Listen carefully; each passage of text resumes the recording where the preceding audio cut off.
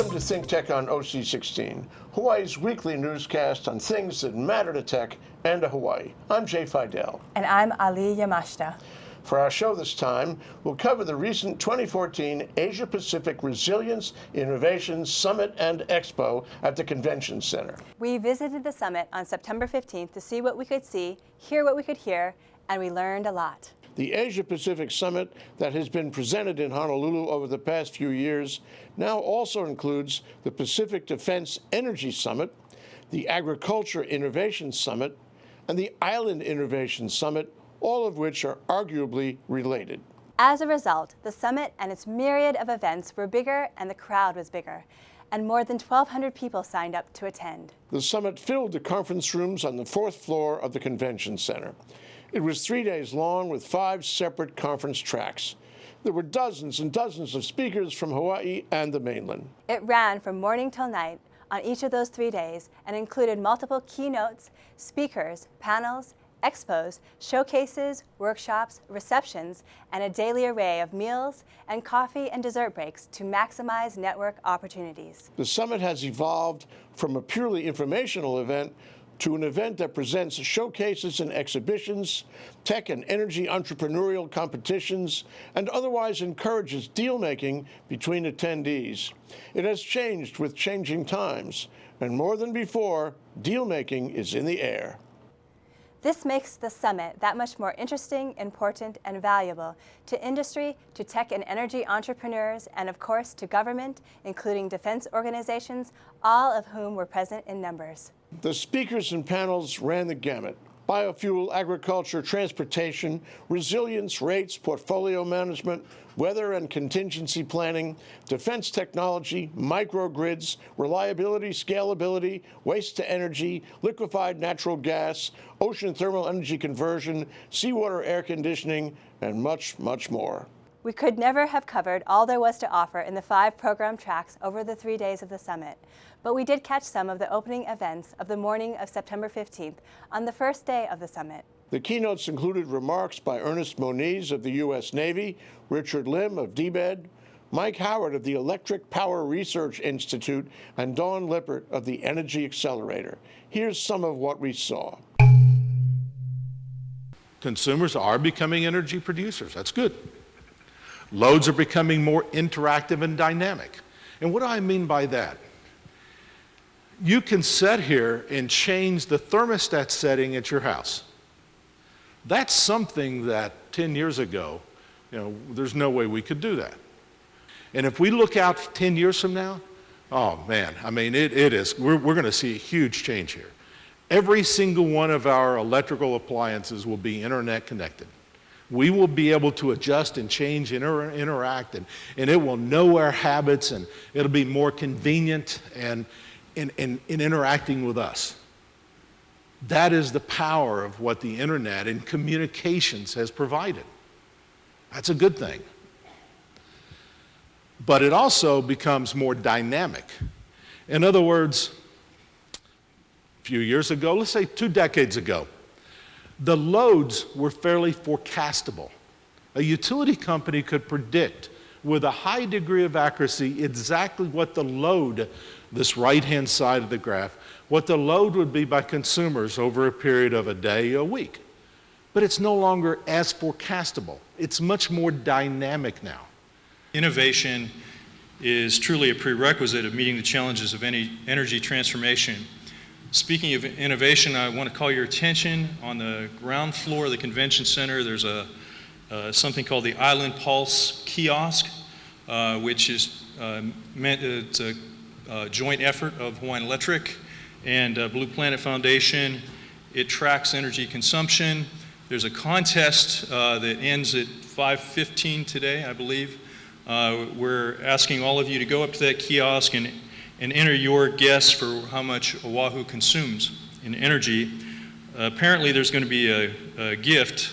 It's either a BMW i3 or a blue, which is outside there, or a Blue Planet gift bag. I'm not sure which.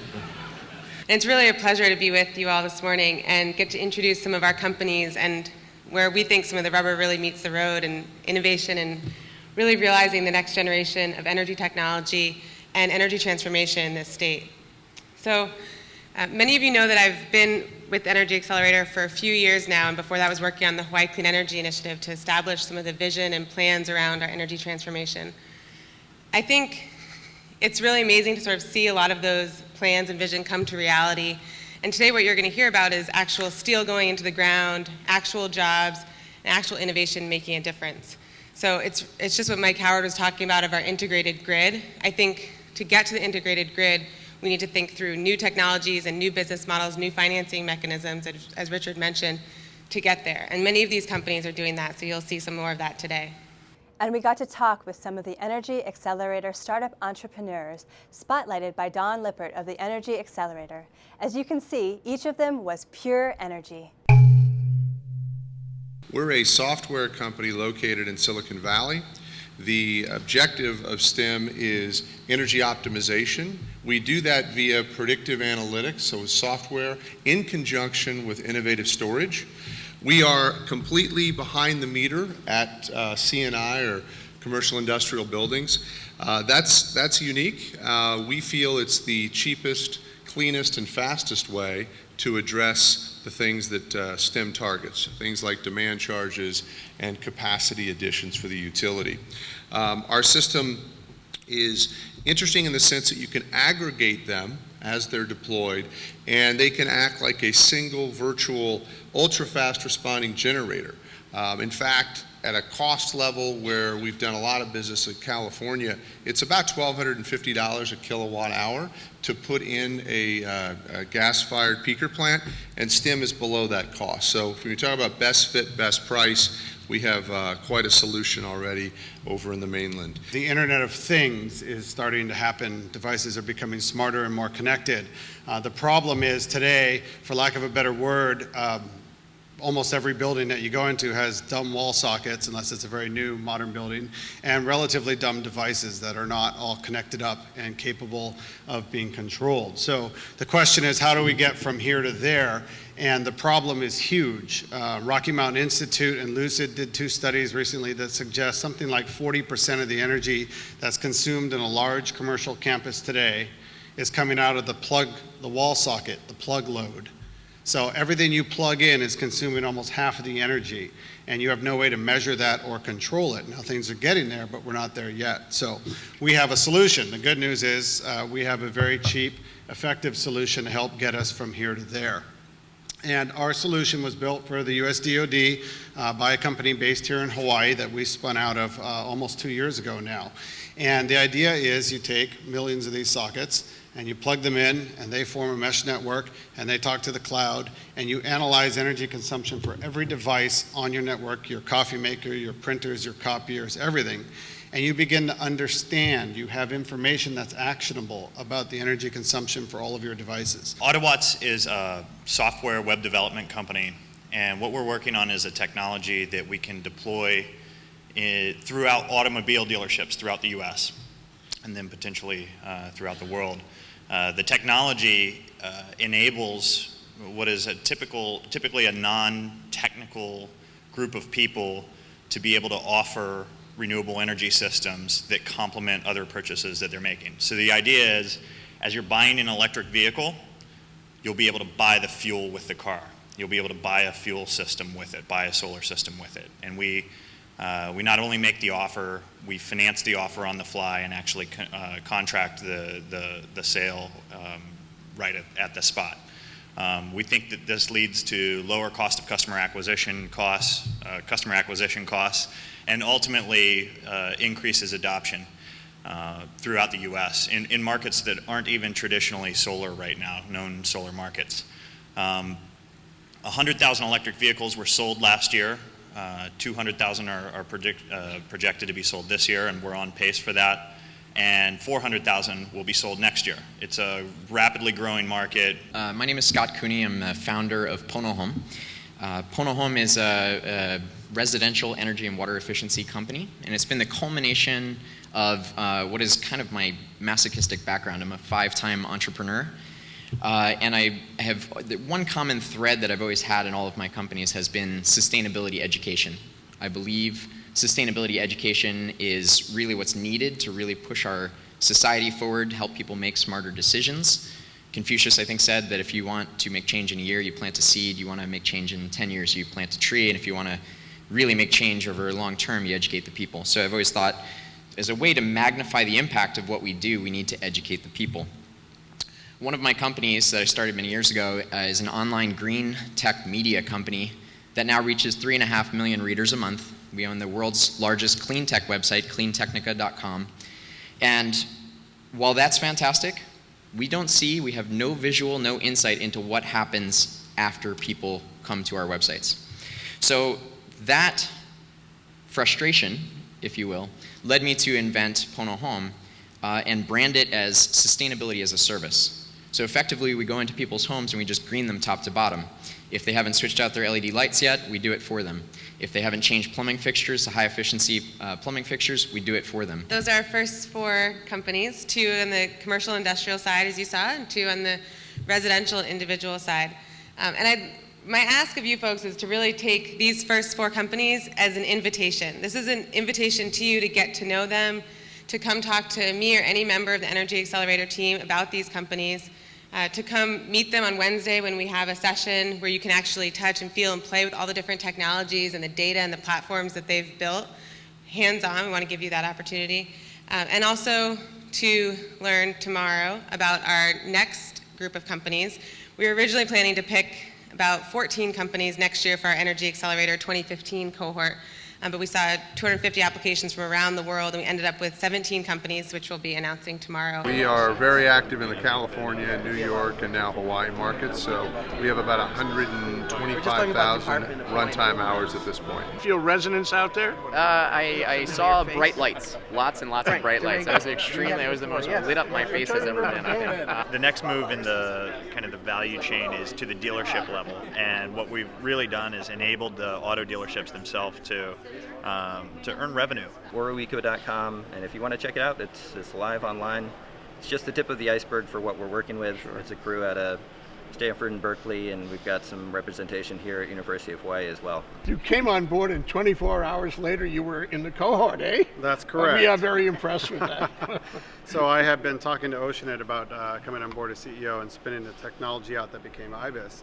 And I literally thought about it for 24 hours because I decided I love the technology. I called Jan and Pat Sullivan. I said, hey, I'm in, I want to do this. And they said, that's great, we signed you up for this Energy Accelerator. You start tomorrow. There are no companies that succeed in a vacuum. It is all about mobilizing the community, mobilizing large energy users like hotels, water authority, government, landowners, building owners, and others to try new technology, to take a risk, to help our entrepreneurial ecosystem. It's all about mobilizing investors, people who have a few extra dollars in their pocket and want to use it to help companies grow. So it really takes a whole community to do that, and that's, I think, what this conference is about. And I would love to see this conference really get behind and mobilize around entrepreneurs. I work with Hank Rogers on the Big Island. I'm the director of Blue Planet Research. We do renewable energy storage research, everything from hydrogen to flywheels. Work with Stan Osserman and HCAT. Oh, Mitch yeah, Ewing. we've talked about your, what is it, the hydrolyzer? Electrolyzer. Electrolyzer, yeah. We're pretty much the only ones in Hawaii making hydrogen that's totally renewable from solar at the moment. But that's going to change soon. Big Island's going to be the first place that it happens, and it's going to start the hydrogen economy rolling. All the islands are very different, as everyone knows.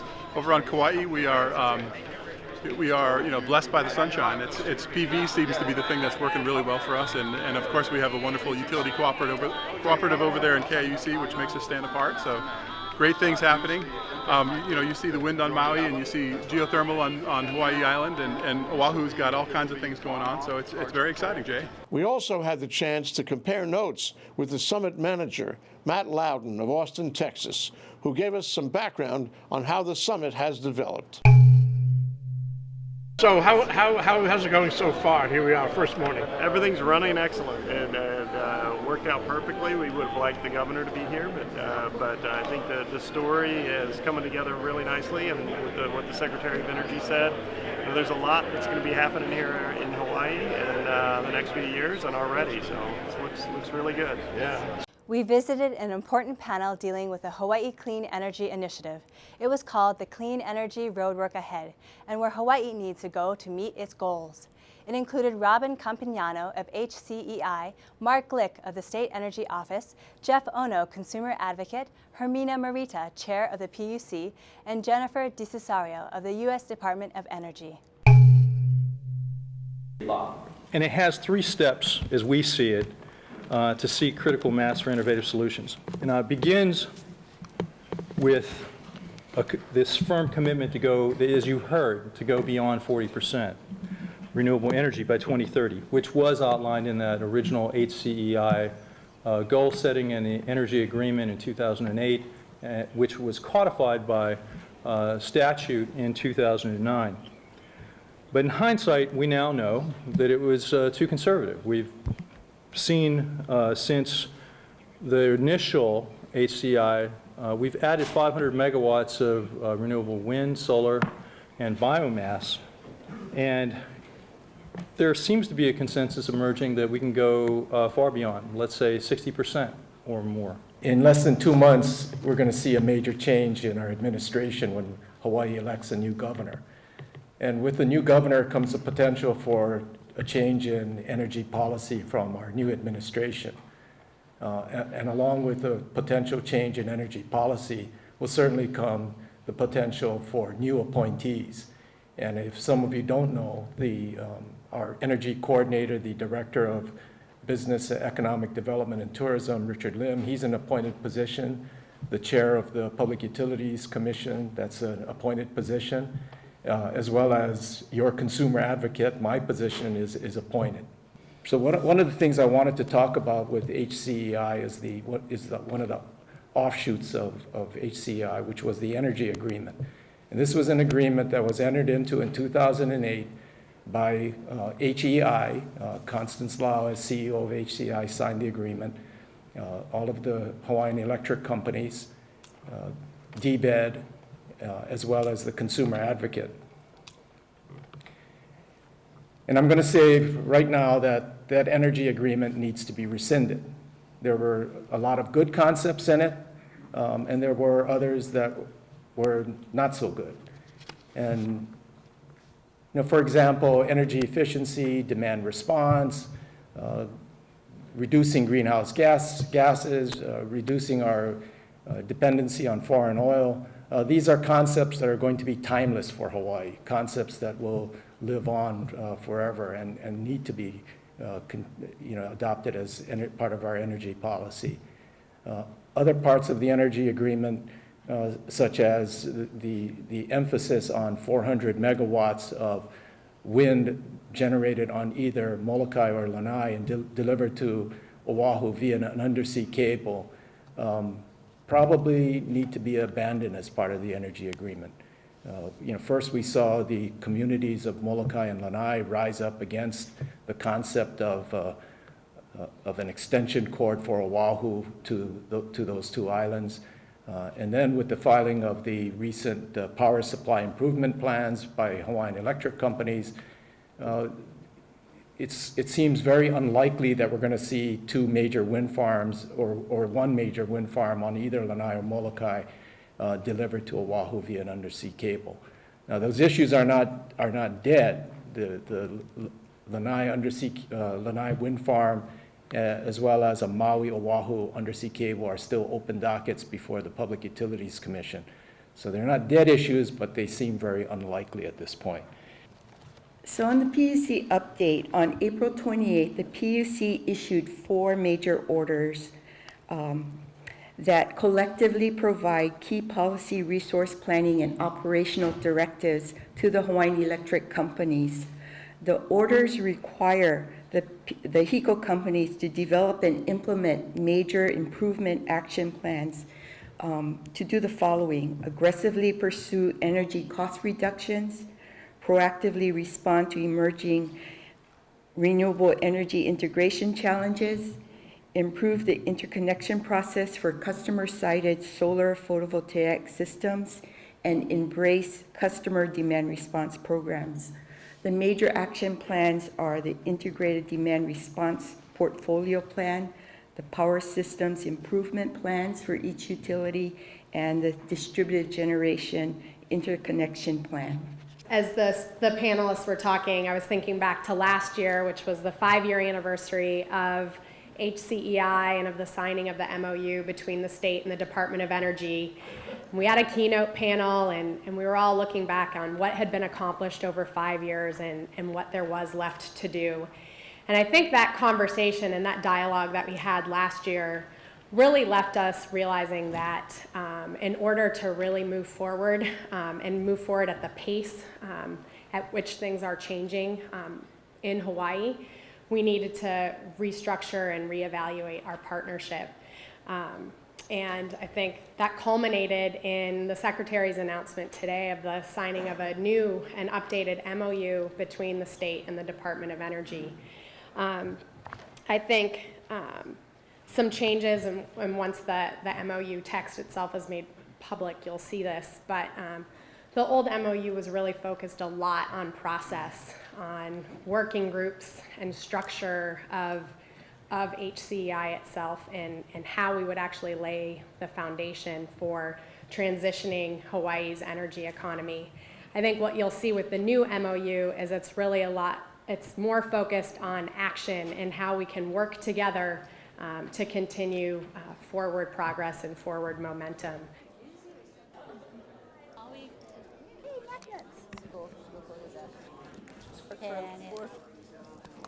Broadening the themes, and that was one of the things I actually thought maybe we wouldn't come until I saw that they did the Ag Innovation Summit, and agriculture has become a huge part of what we're doing with biofuels.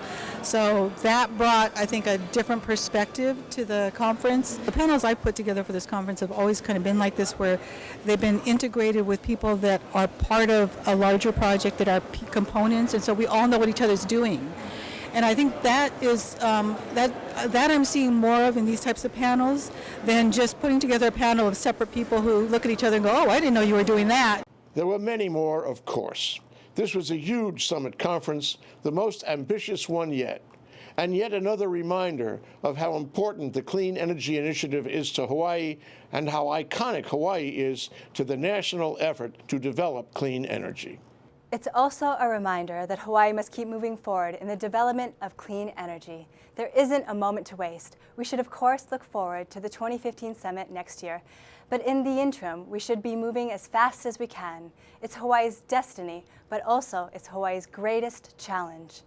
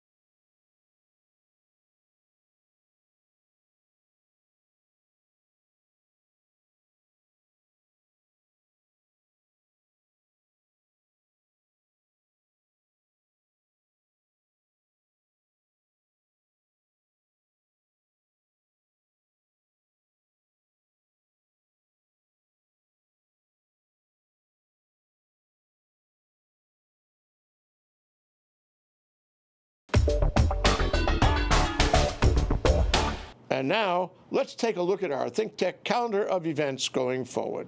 ThinkTech broadcasts video and audio for all of our talk shows live on the internet from 1 to 5 p.m. every weekday afternoon. If you've missed a show or want to replay or share any show, they're all archived on YouTube. Visit thinktechhawaii.com for our live stream and YouTube links, and to join our email list and get these links and program advisories on our upcoming shows. We also invite you to be a part of our live audience at our downtown studio in Pioneer Plaza. Contact Jay at thinktechhawaii.com. Raise your awareness in every way on ThinkTech.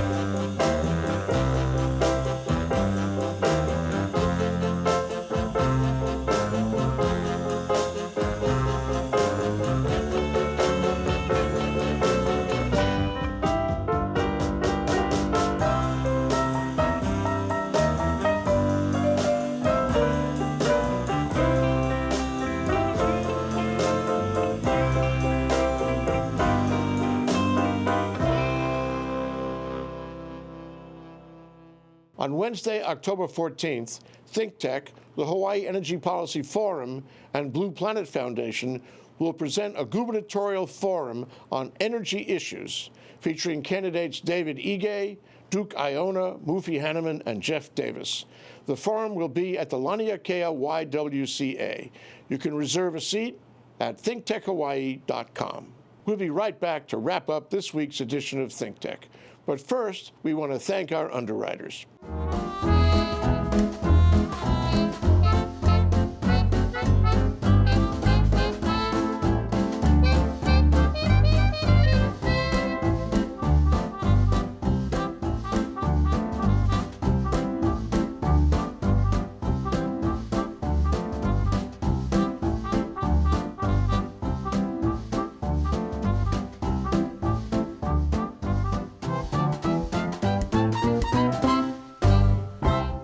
Okay, Ali, that wraps up this week's edition of ThinkTech.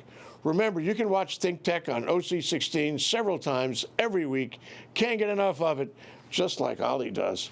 For additional times, check out OC16.tv. Definitely, Jay. For lots more ThinkTech videos and for underwriting and sponsorship opportunities on ThinkTech on OC16, visit thinktechhawaii.com. Be a guest or a volunteer, a producer, or intern, and help us reach Hawaii. Thanks so much for joining us on ThinkTech and for supporting tech, energy diversification, and globalism in Hawaii. You can watch this show throughout the week and tune in next Sunday evening for our next important weekly episode. I'm Jay Fidell. And I'm Ali Yamashita. Aloha, everyone. My name is DJ. I'm growing up with ThinkTech.